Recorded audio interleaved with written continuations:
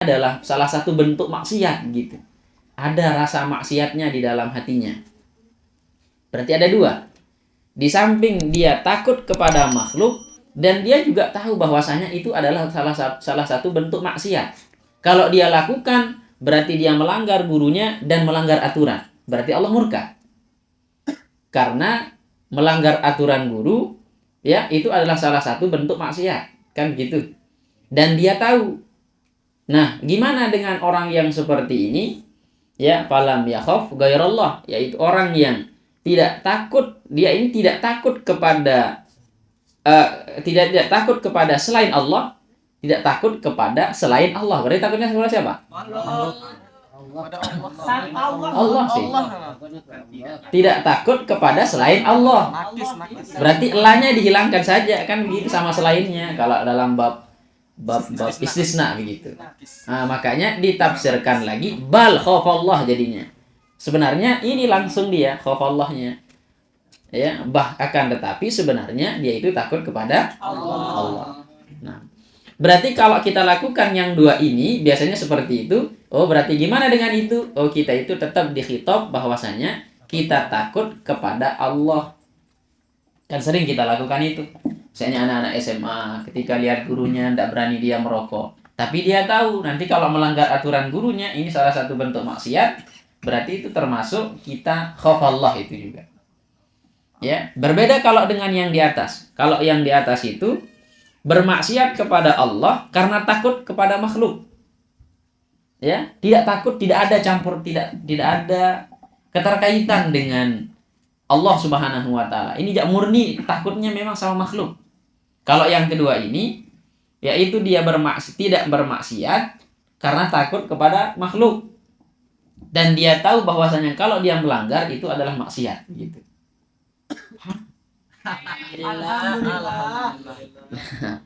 Ya. Nah, jadi ya, ini sebenarnya langsung saja ke khafallah kan enak saja sebenarnya. Tapi ya begitulah Tuan Musannif, namanya orang yang cerdas kan. Ya, kita dibuat pusing dan seterusnya. Ya, memang begitulah kerjaan orang-orang cerdas begitu ya. Buat orang-orang menjadi pusing. Kayak Pak Prof, ya, dosen-dosen, profesor-profesor itu dia menggunakan bahasa-bahasa ilmiah dan seterusnya. Ya, sama seperti kita akan mempelajari bahasa ulah lah begitu.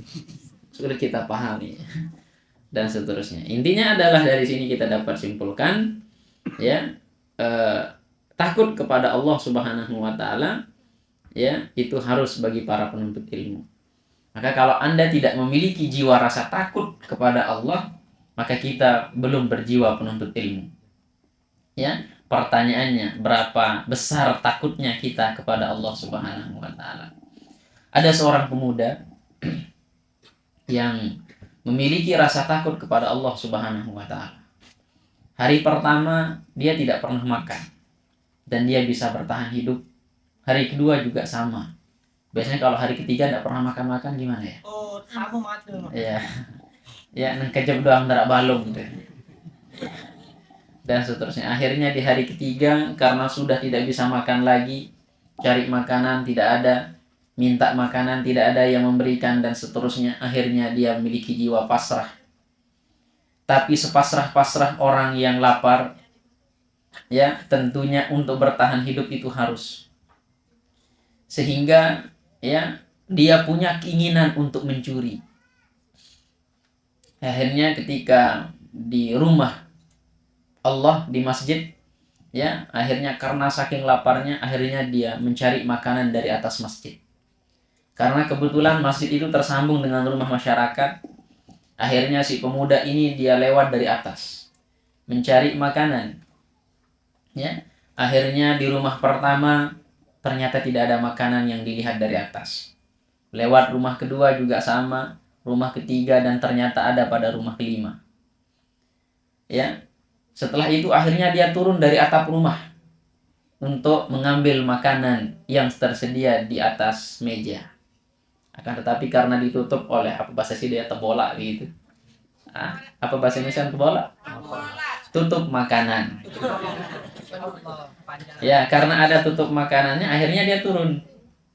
Ya, setelah turun akhirnya dia mau mengambil makanan. Ternyata ketika dia membuka tutup makanan itu, akhirnya dia temukan ada makanan, yaitu terong, bazinjan.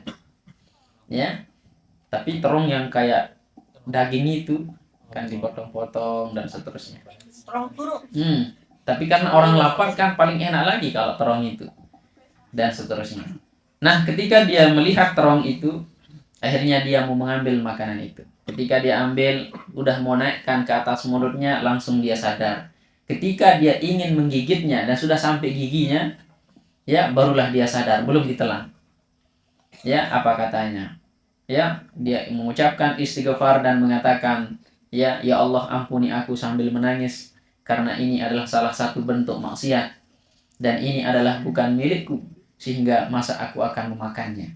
Akhirnya dia melepaskannya karena takut kepada Allah Subhanahu wa Ta'ala.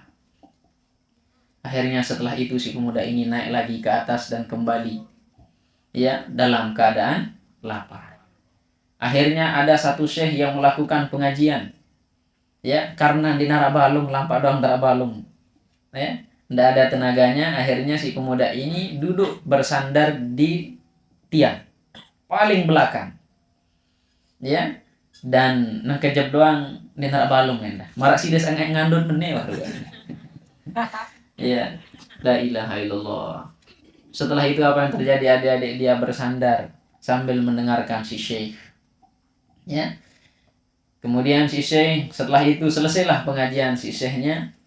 Akhirnya ada seorang perempuan janda yang datang kepada syekh. Wahai syekh, mohon maaf, ya, saya ini adalah seorang janda yang menginginkan suami, dan saya ini adalah orang kaya ya syekh. Akan tetapi suami saya setelah meninggal dunia. Dan aku punya perusahaan, tapi tidak ada yang mengelolanya. Akan tetapi kalau saya menikah dengan yang lain, mungkin, ya, aku kurang percaya. Sehingga aku mau menikah dengan santrimu, hai syekh, kata si perempuan itu. Akhirnya kata si syekh, oh silakan, tapi engkau yang pilihkan, hai syekh. Akhirnya si syekh melihat santri-santrinya, ya, dan lihat ada yang bersandar, yang tidak tahu arah, hanya memikirkan makanan. Akhirnya si syekh mengatakan, kamu santriku sini. Yang dipanggil adalah yang paling lapar tadi. Akhirnya dengan, ya, berjalan ngumang tentang lampak kayak gitu, si lapar. Ya, akhirnya apa yang terjadi? Setelah itu duduk di dekat syekhnya. Kamu nikah dengan si janda ini. Ya, si laki-laki itu mengatakan, mohon maaf syekh, jangankan nikah, saya tidak pernah kepikiran. Yang saya pikirkan makan saja. Si lapah ini syekh. Ya, seolah-olah begitulah, badek lagi. Ya, ya, jangankan nikah wahai syekh, rumah saya tidak punya. Ya, kemudian apapun semuanya saya tidak punya.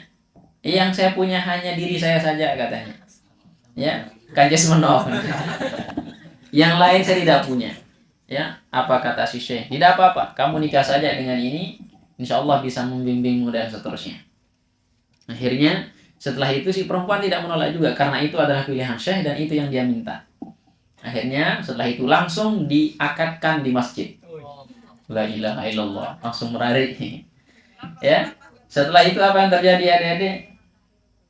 Ya, kembali dia, ya, bersama istrinya. Ya, jelap-jelap loh. Di naraan ini di orang samping dan seterusnya kayak gitu. Ya, akhirnya dia kembali ke rumahnya. Ya, akhirnya si perempuan menuntun si laki-laki untuk kembali ke rumah si perempuan. Ya, setelah dia jalan, ya, dan masuk ke rumah itu.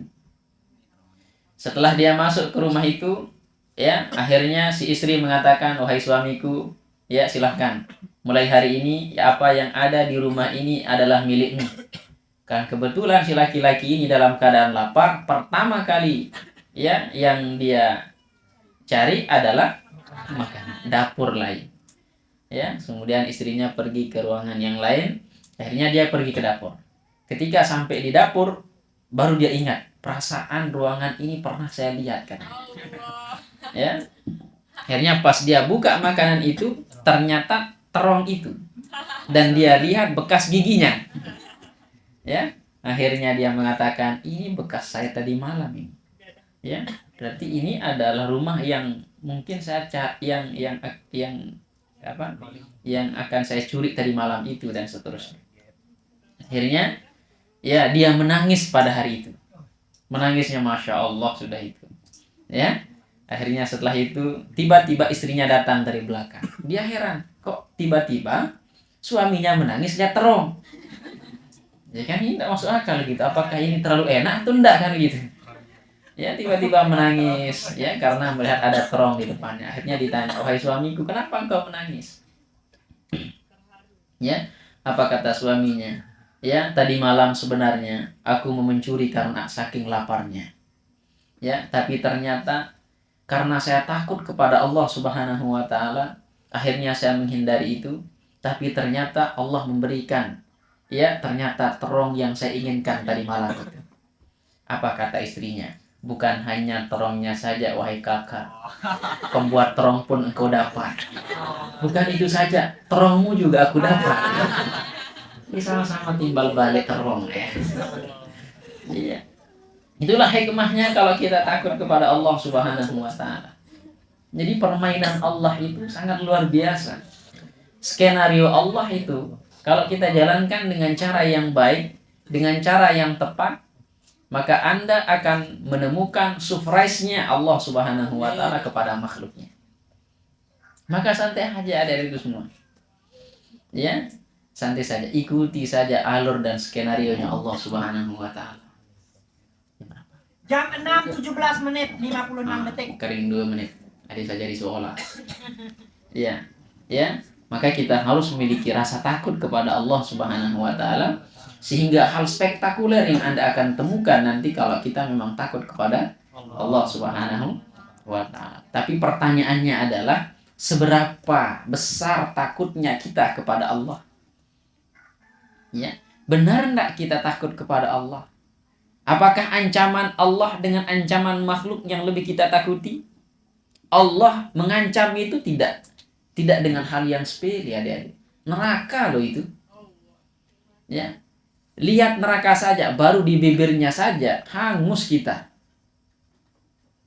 Belum kita masuk, hanya satu tetes saja.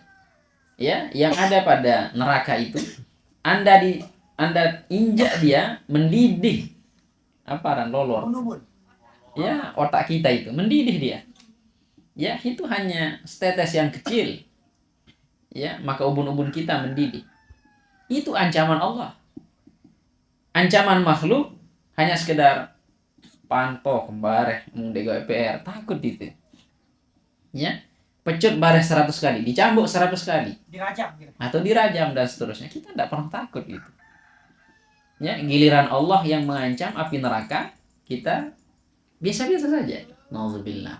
Mana khauf kita kepada Allah Subhanahu wa taala. Wa kadza fi janibir raja, demikian juga tentang pengharapan.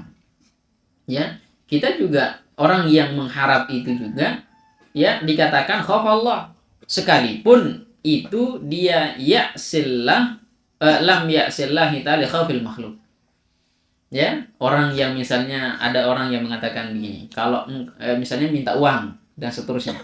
Kemudian kalau dia mengharapkan untuk mendapatkan uang akan tetapi diberikan syarat oleh makhluk. Paham maksudnya? Ya.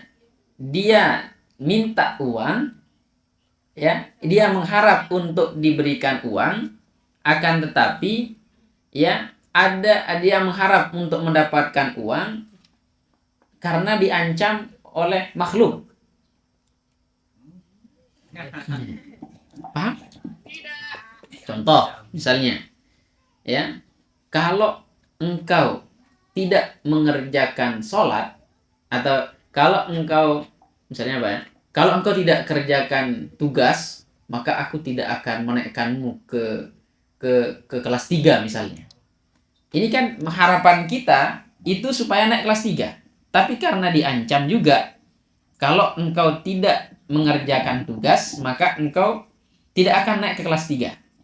harapan kita tentunya naik kelas 3, ya kan? Atau sebaliknya, ya, Anda tidak mau, tapi karena diancam, karena pengharapan, Anda mengharap itu, kemudian Anda diancam sehingga Anda melaksanakan ancaman itu. Sebenarnya Anda tidak mau. Ya. Kayak tadi misalnya, ya, kalau engkau tidak mengerjakan tugas, maka aku akan pukul misalnya. Anda sebenarnya tidak mau mengerjakan tugasnya, tapi karena takut untuk dipukul, ya, oleh gurunya misalnya dan seterusnya, maka Anda kerjakan tugas. Berarti Anda takut kepada siapa sebenarnya itu? Makhluk. Ya kan? Anda takut sebenarnya kepada makhluk. Tidak sebenarnya kepada Allah Subhanahu wa taala.